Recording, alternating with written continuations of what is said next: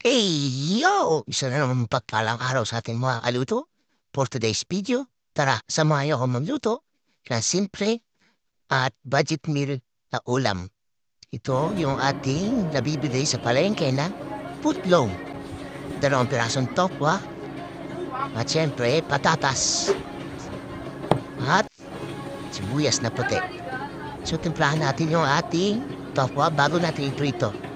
Pahiran po natin ng asin para magkaroon siya ng konting lasa. So pagkatapos natin imasahin ang asin niya, mga kaluto, atin ang ipiprito yan. At mag-init na tayo ng mantika. So pag mainit na yung ating kawalit mantika, ilagay na natin at iprito ang ating mga tokwa. So habang nagpiprito tayo ng tokwa, balatan po natin yung ating putlong. So, i-slice po natin ang manipis yan. So, parang ganyan lang.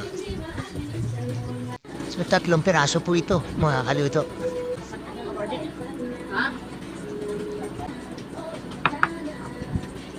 So, ayan. Tapos na natin i-slice ang ating putlong. At magbala tayo ng 1 piraso patatas. So, ating inarangkit sa gitna yan. Tapos yung medyo manipis na oblong, gaya nito.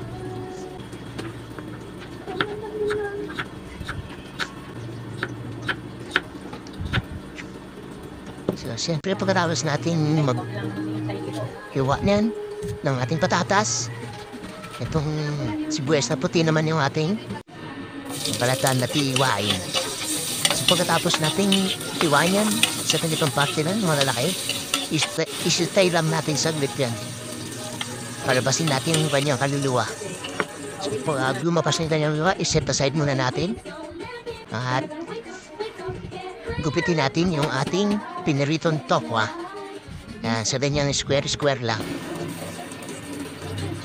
Pagkatapos natin maggupit ng tokwa, mga kaluto, siyempre magigisa na tayo ng ating bawang. So, hintayin natin konting golden brown at isulat na natin yung ating sibuyas. So, kapag medyo lumabas yung kaluluwa, isabay na natin yung ating putlong na ginaya para maprito na siya ng bagya. So kapag medyo okay na yung ating putlong, isunod na natin dyan yung ating in-slice din na patatas. So, mekos lang mga kaluto. Hintayin natin lumambot yung ating patatas at lagyan natin ng toyo ng mga jowa nyo. So, mekos lang ulit mga kaluto. At ilagay na rin yung ating ginupit na tokwa. Lalagyan natin ng Knorr seasoning. At ito yung ating pinalambot na sibuyas. And din natin na pamintang buhangin yan, mga kaluto. So, mekos ulit, mga kaluto.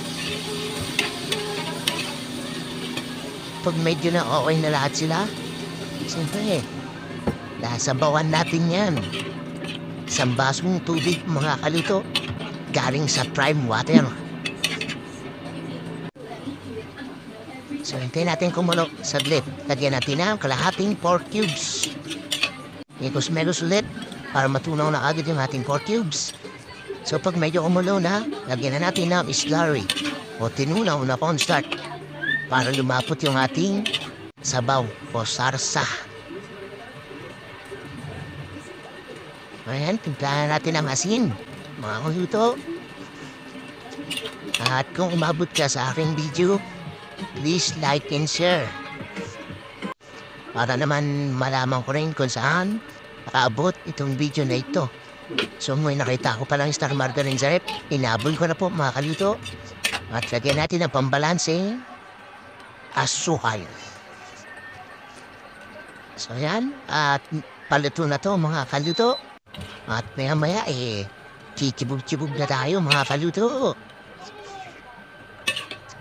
So ayan, napakasimpleng putahe lang po ito, mga kaluto. Bahala na kayo kung anong itawag niyo dyan. Sa akin, sinarsahan lang yan.